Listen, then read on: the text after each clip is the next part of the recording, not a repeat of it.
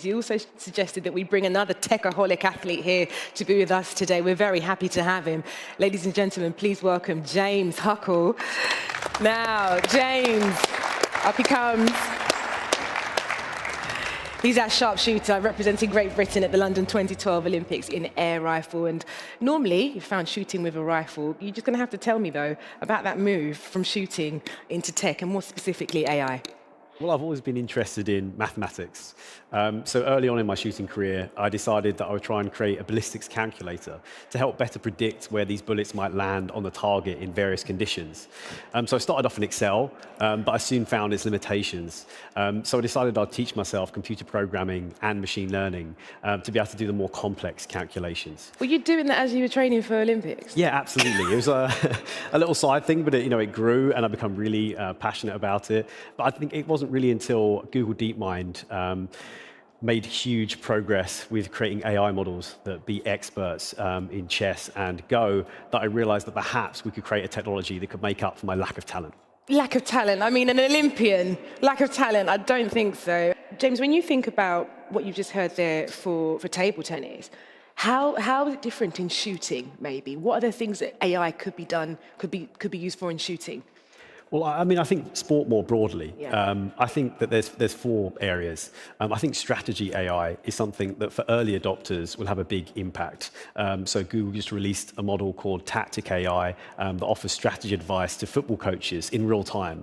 And that was actually preferred over 90% of the time to the existing tactics that have been offered. And you can actually embed that into virtual reality.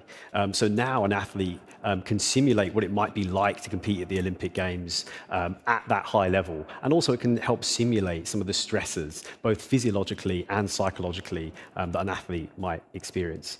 And I think chat-based AI is huge. I think almost everyone here would have tried ChatGPT, and it is the most powerful AI technology we have today, and it is universally available.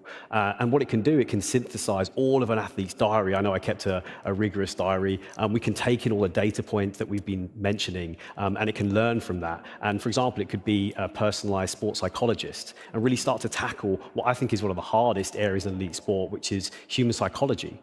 And lastly, I think it's an area that's not spoken about very often, but it's also where AI can help athletes outside of competition and training. And that's helping them with grant submissions and also sponsorship letters, so they can help get that funding, secure that funding that can help them pursue their dream. Yeah, you think really thinking outside the box there, not just on performance, but actually holistically, all the elements that we would probably need as athletes. James, I guess my last question to you is, there has to be a little bit of caution around the risks associated with this, with AI, and as Ali said, that multitude of information that's available. How do you mitigate that?